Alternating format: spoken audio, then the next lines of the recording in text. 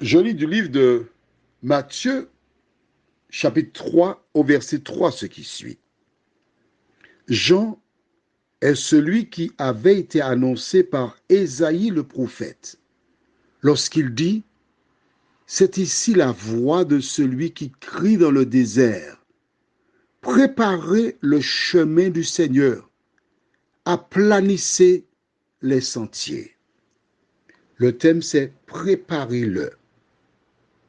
Prions. Notre Seigneur et notre Dieu, nous sommes heureux de revenir pour découvrir ta parole. Heureux Seigneur de savoir ce que tu attends de nous, ce que tu nous réclames. Ô Dieu, merci pour ton esprit qui seul nous dirige, nous t'en prions. Au nom de Jésus, pour ta gloire éternelle. Amen.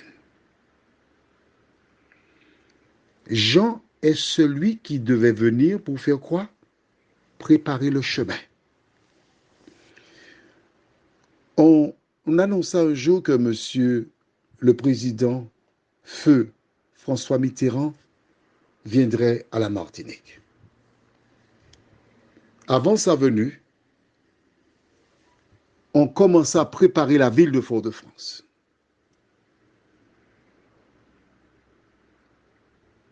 On fit la peinture, plaça des drapeaux sur le parcours du président. Et ce matin-là, comme je suis un lève-tôt, j'ai garé pas loin de France-Antilles. J'ai une bonne place, parce que c'est à la savane qu'on le verrait passer, défiler, sous un arbre, tranquille le chat. J'ai attendu des heures et j'ai vu le président François Mitterrand passer. Pas longtemps, même pas 10 minutes. Le temps qu'il passe devant l'armée, on salue, il a été au monument aux morts, clac, il est parti. J'ai passé des heures à attendre. Et une fois qu'il est parti, la foule s'est dispersée. J'ai laissé, il était environ 12 heures passées. J'étais là depuis 5 heures du matin. 7 heures à attendre M. Mitterrand. Et quand je retourne pour récupérer mon véhicule, il a disparu. Tous les véhicules qui étaient garés, pas de manière anarchique, on les a déplacés pour le passage de M. Mitterrand. Mais ce matin, je voudrais te parler de la venue de Jésus de Nazareth. Et il viendra, la Bible déclare, comme un voleur. On n'aura pas le temps de se préparer. On n'aura pas le temps de faire la peinture. On n'aura pas le temps d'exposer le drapeau. Il viendra comme un voleur. C'est pourquoi Jean-Baptiste était venu pour préparer le chemin. Comment a-t-il préparé le chemin?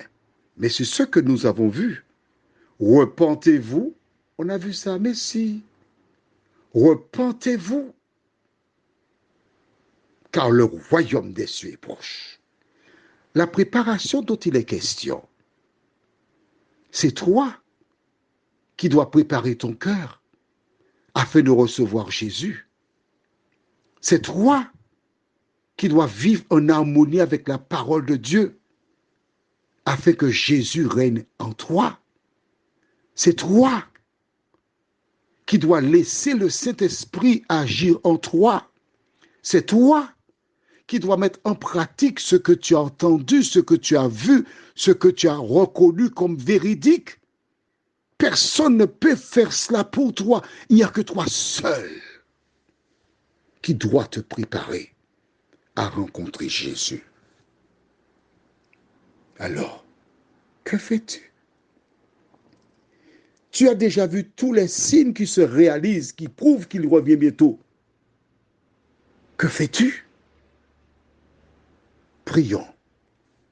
Éternel, notre Dieu, notre Père, nous te bénissons, nous te louons, parce que tu nous révèles une fois de plus combien il est important pour chacun de nous préparer pour ton second retour.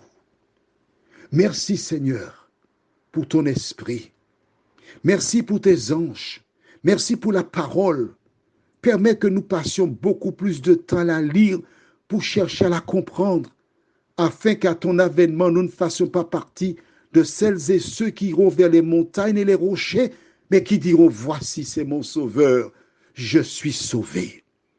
Entends-nous, Seigneur, nous t'en prions, au nom de Jésus, et pour ta gloire éternelle.